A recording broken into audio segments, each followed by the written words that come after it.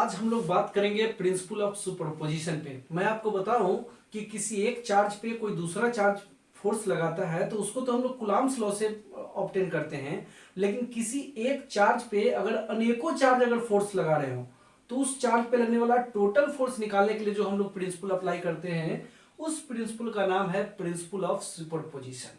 जैसे देखिए, आपको समझाने के लिए हम एक एग्जाम्पल ले रहे हैं। यहां पर एक पॉइंट चार्ज है जिसका नाम है Q0 और इस पॉइंट चार्ज से बगल में एक दूसरा चार्ज है जिसका नाम है Q1। अब बताइए कि इस Q0 पे अभी हम एग्जाम्पल में जितना भी चार्ज पार्टिकल लेंगे, जितना भी पॉइंट चार्ज लेंगे, सब पॉजिटिव लेंगे। आप यह निगेटिव लेकर भी कर सकते हैं। तो देखिए, अगर ये Q1 जो है पॉजिटिव है और Q0 भी पॉजिटिव है तो Q1 Q0 को रिपेल करेगा और रिपेल करेगा तो इधर की ओर इसी लाइन में आउटवर्ड रिपेलिंग फोर्स लगाएगा। Q0 पे Q1 जो फोर्स लगाएगा उस फोर्स को हम लोग F01 कहते हैं। उसी तरह से आप इस F01 का वैल्यू कूलम्ब फोर्स से ऑब्टेन कर सकते हैं। लेकिन अगर बगल में एक और चार्ज हो Q2 तो Q0 पे Q2 भी फोर्स लगाना शुरू करेगा और Q2 जो फोर्स लगाएगा उस फोर्स पे Q1 का कोई भी इफेक्ट नहीं होगा।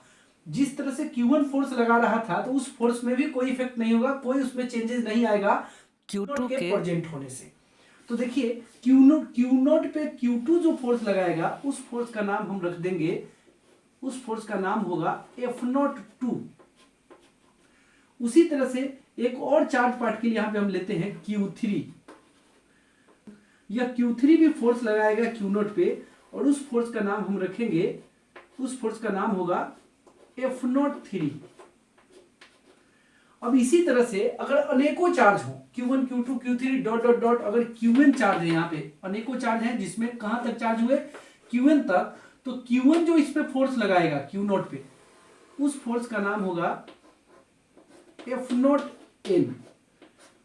अब मेरा सवाल है कि इस Q0 चार्ज पे एक चार्ज था तो आप फोर्स तो निकाल ले रहे थे कूलम्ब फोर्स से, लेकिन अगर अनेकों चार्ज हो गए तो इस पर टोटल फोर्स हम लोग कैसे निकालेंगे?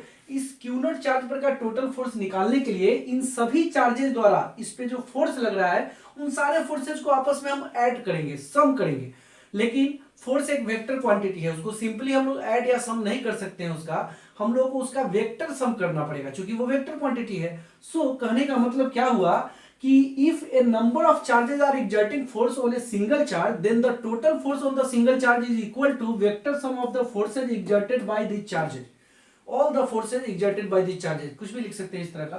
तो कहने का मतलब कि F नेट यानी Q0 पे का टोटल फोर्स निकालने के लिए देखिएगा हम लोग क्या करेंगे, ये जो भी फोर्स लग रहे हैं F01 प्लस F02, इन सारे फोर्सेज को आपस में ऐड ही नहीं करेंगे बल्कि वेक्टर फॉर्म में ऐड करेंगे, वेक्टर एडिशन करेंगे। F03 plus dot dot dot plus F0n। और ये जो जानकारी हमने आपको बताया, ये जो कंसेप्ट बताया, इसी बात को कहा जाता है प्रिंसिपल ऑफ सुपरपोजिशन। यानी किसी चार्ज पर अगर अनेक चार्ज फोर्स लगा रहे हो तो उस चार्ज पर का टोटल फोर्स निकालने के लिए उन सभी चार्जेस द्वारा लगे फोर्सेज को आपस में हम वेक्टर सम करते हैं और इसी बात को प्रिंसिपल ऑफ सुपरपोजिशन कहा जाता है। प्रिंसिपल ऑफ सुपरपोजिशन को एक और तरीके से आप बोल सकते हैं कि Q1 Q0 पे जो फोर्स लगा रहा है F01, उस पे दूसरे चार्ज Q2 Q3 Qn का कोई इफेक्ट नहीं है। फिर Q2 अपना फोर्स लगा रहा है, Q3 अपना कूलम्ब फोर्स लगा रहा है। यानी इस प्रिंसिपल ऑफ सुपरपोजिशन को एक और तरीके से आप बोल सकते हैं कि इन्हीं दो चार्जेस के बीच लगने वाला कूलम्ब फोर्स या इलेक्ट्रिक फोर्स, जो और चार्जेस वहां पे आसपास में प्रेजेंट हैं और जो नेबरिंग चार्जेस हैं उनसे इफेक्टेड नहीं होता है। तो चलिए अब हम आपको टोटल फोर्स निकाल कर दिखाते हैं। सबसे पहले हम इन सारे फोर्सेज का फॉर्मूला निकालेंगे, तब हम यहाँ पे वैल्यू डाल के टोटल फोर्स निकालेंगे। तो देखिए, कूलम्ब लॉ से हम लोग प्रत्येक दो चार्जेस के बीच लगने वाला फोर्स निकालेंगे। सबसे पहले F01, आप देख सकते हैं F01 किसके बीच का फोर्स है? Q0 और Q1 के बीच का। तो इनके बीच का डिस्टेंस भी चाहिए। Q1 और Q0 के बीच के डिस्टेंस को हम लोग बोल देंगे R01। उसी तरह से Q2 और Q0 के बीच के डिस्टेंस को R02। उसी तरह से Q3 और Q0 के बीच के डिस्टेंस या डिस्प्लेसमेंट को R03। उसी तरह से Q1 और Q0 के बीच के डिस्प्लेसमेंट को R0n। तो देखिए यहाँ पे हम लोग क्या लिखेंगे, 1/4 पाई एप्सिलॉन नॉट Q0 Q1 अब बाई आर नॉट 1 का स्क्वायर। तो देखिए क्या लिखेंगे यहाँ पे 1/4 पाई एप्सिलॉन नॉट Q1 अब बाई आर नॉट 1 का स्क्वायर। उसी तरह से देखिए हम लोग F02 का भी फॉर्मूला लिखेंगे 1/4 पाई epsilon not into Q0 Q2 अब बाई आर नॉट 2 का स्क्वायर। उसी तरह से देखिए F03 का हम लोग फॉर्मूला लिखेंगे 1/4 पाई epsilon not into Q0 Q3 अब बाई आर नॉट 3 का स्क्वायर डॉट डॉट डॉट। अब हम लोग लिखेंगे F0n का formula 1/4 pi epsilon not Q0 यहाँ पे Qn अब बाई आर नॉट n का स्क्वायर। लेकिन अभी जो हम लोगों ने फॉर्मूला लिखा है वो सारा फॉर्मूला फोर्स का स्केलर फॉर्म में है, तब जबकि प्रिंसिपल ऑफ सुपरपोजिशन अप्लाई करने के लिए हम लोग फोर्सेज का जो वैल्यू रखना होगा, फॉर्मूला रखना होगा वेक्टर फॉर्म में। और वेक्टर फॉर्म में फॉर्मूला लिखने के लिए आपको 11th में आप एक टॉपिक पढ़े हैं कि किसी भी वेक्टर को लिखने के लिए उसके मैग्नीट्यूड में यूनिट वेक्टर से मल्टीप्लाई कर देते हैं किसी वेक्टर को वेक्टर फॉर्म में लिखने के लिए। तो अगर आप F01 को वेक्टर फॉर्म में लिखना चाह रहे हैं तो इधर यूनिट वेक्टर से मल्टीप्लाई करना हो। और यहाँ पे R01 के डायरेक्शन का जो यूनिट वेक्टर होगा उसको हम लोग R01 कैप बोल देंगे। यहाँ पे जगह कम है इसलिए मैं नहीं दिखा रहा हूँ। उसी तरह से इसके डायरेक्शन के यूनिट वेक्टर को R02 कैप, इसके डायरेक्शन के यूनिट वेक्टर को R03 कैप। देखिए यहाँ पे दिखा भी दे रहा हूं मैं R01 कैप, यहाँ पे R02 कैप, यहाँ पे यूनिट वेक्टर हो जाएगा R03 कैप, यहाँ पे हो जाएगा R0n कैप। तो देखिए यहाँ पे जब ही वेक्टर देना है तो यूनिट वेक्टर से मल्टीप्लाई कर देना है R01 कैप। यहाँ पे वेक्टर देने के लिए यूनिट वेक्टर, तो इस F02 के डायरेक्शन का जो यूनिट वेक्टर होगा उसको R02 कैप बोलेंगे। फिर यहाँ पर वेक्टर देने के लिए यहाँ पे R03 कैप। उसी तरह से यहाँ वेक्टर देने के लिए R0n कैप। अब इन सारे वैल्यूज को हम अभी इसको डिलीट कर, यहाँ पे हम इसको मिटा दे रहे हैं यहाँ पे।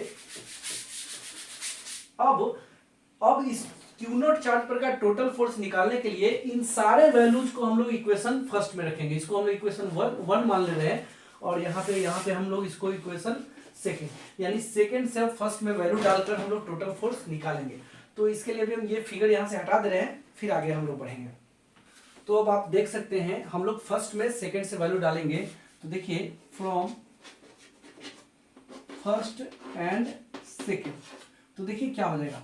हम लोग को एफ नेट निकालना है, total force F net is equal to F01 की जगह पे देखिए हम लोग क्या लिखेंगे 1/4 पाई epsilon not Q0 Q1 by R01 का square into R01 cap plus 1/4 pi epsilon not. अब फिर देखिए हम लोग वेक्टर F01 के बाद किसका फॉर्मूला लिखेंगे, वेक्टर F02 का प्लस देकर।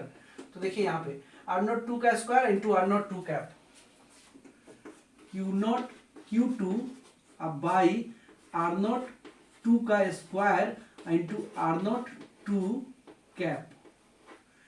अब यहाँ पे हम लोग को वेक्टर F03 का फॉर्मूला लिखना चाहिए, लेकिन वहां पे स्पेस कम है इसलिए हम डॉट देकर F0n का लिख देंगे, लेकिन फाइनल जो फॉर्मूला आएगा उसमें हम F03 वाला वैल्यू भी इंक्लूड कर देंगे।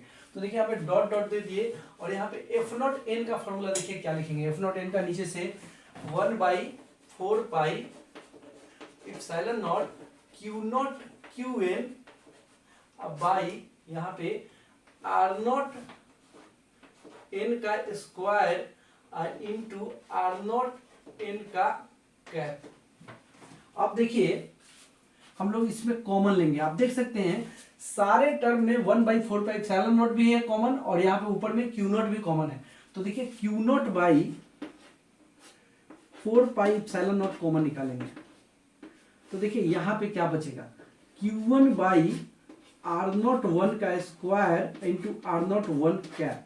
फिर उसी तरह से Q2 बाई R02 का स्क्वायर इंटू R02 कैप। फिर उसी तरह से जो थर्ड टर्म हमने नहीं लिखा था उसका भी हम ले रहे हैं Q3 बाई R03 का square into R03 cap plus dot dot dot plus Qn by R0n का square into R0 N cap.